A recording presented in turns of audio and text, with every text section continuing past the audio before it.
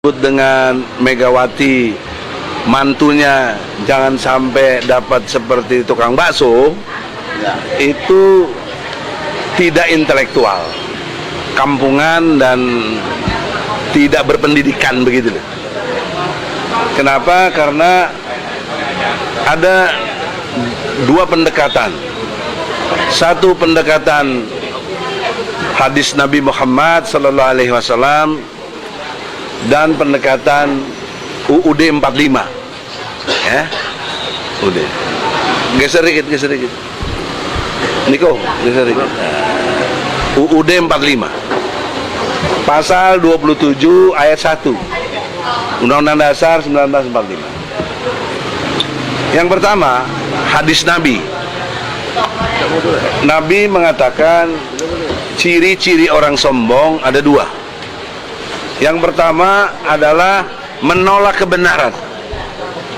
Yang kedua, merendahkan orang lain. Itulah ciri orang sombong, kata Nabi Muhammad sallallahu alaihi wasallam. Kalau dengar nama Nabi, salawat dong, woi, semua salawat. Allahumma sholli ala Sayyidina Muhammad wa ala alihi Sayyidina Muhammad. Jadi kesombongannya itu derajat. Tukang bakso itu amat dianggap rendah oleh Megawati dan dianggap tidak punya leverage sosial, yang merasa dia keturunan Menak, anak presiden, dan juga dia jadi presiden, kemudian punya anaknya, tidak mau mantunya tukang bakso. Itu penghinaan kemanusiaan dalam perspektif hadis Nabi tadi. Padahal partainya pembela wong cilik. Nah, katanya pembela wong cilik, tapi giliran begitu nggak, tukang bakso wong cilik nggak dibela. Nah, ini cara Allah mengungkap kemunafikan dari Megawati, gitu. Dan sekaligus kebohongan dan kesombongannya, gitu. Nah, yang kedua, dari tinjauan Undang-Undang Dasar 45 pasal 27 ayat 1 Undang-Undang Dasar 45 mengatakan setiap warga negara berkesamaan kedudukannya dalam pemerintahan dan hukum, tanpa kecuali. Ya, itu dia. Kenapa tukang bakso dikecualiin? Nah, iya. Ini kan masalah hukum. Nih, gimana? nih, beritanya bilang Megawati wanti-wanti. Ini beritanya nih ya, bacain ya. Ya. Omongan Megawati menggelegar. Wanti-wanti anaknya enggak nyari pasangan kayak tukang bakso. Awas loh. Lah ini kan, aduh. Pakai ada ancaman lagi ya? Pakai awas loh, ini kayak aduh sangat merendahkan harkat martabat penjual bakso.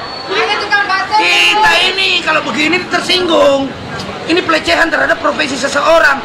Jangan lupa penjual bakso itu juga store pajak, bayar pajak. Coba kita cek harta kekayaan pajaknya Megawati, bayar pajak nggak? Yang lembek. Ini lembek ya. Nggak, kurang. Itu tuh. Balikin Ya, lagi. silakan lanjut lagi, Bang. Balikin. Jadi dalam Undang-Undang Dasar 45 pasal 27 ayat 1 itu mengandung implikasi serius. Ya. Yang pertama, Megawati ternyata menempatkan warga negara Indonesia tidak sama di mata hukum. Ya. Ada perbedaan serius dalam perspektif jati diri orang itu dilihat dari statusnya itu dan tingkat materi kekayaannya. Membangun kelas. Ya, membangun kelas.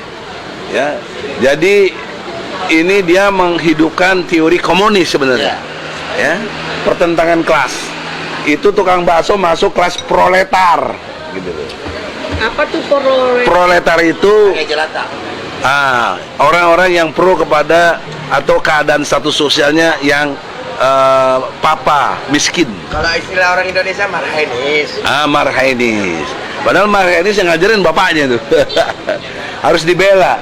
Tapi faktanya dia merendahkan kaum marhainis, ya. Kaum rakyat jelata. Dia sebenarnya anti kepada proletariat yang sebenarnya ideologi komunis itu yang dibanggakan. Yang kedua, implikasi hukumnya secara serius, Megawati telah menista atau menghina secara ilmu hukum, yaitu profesi seorang tadi Daeng sudah katakan, yang merupakan pekerjaan mulia. Bandingkan dengan menteri sekalipun, menteri yang dari PDIP, si Julian Batubara, nimpe uang COVID 3 triliun. Lebih dari 3 triliun, Lebih mulia tukang bakso daripada menteri itu. Iya, walaupun kaya hasil korupsi. Iya, buat apa? Ini ngomong-ngomong makan mie ayam, enak nggak mie ayamnya nih? Enak mie ayamnya, bukan mie ayam, bakso. Enak, bayar pajak lah. Kita ingin buktikan di sini karena bakso itu rakyat punya semua. Kita hormati tukang bakso, ya. Nah, saya kira dengan demikian pandangan saya jelas, melanggar hadis Nabi, melanggar Undang-Undang Dasar 45,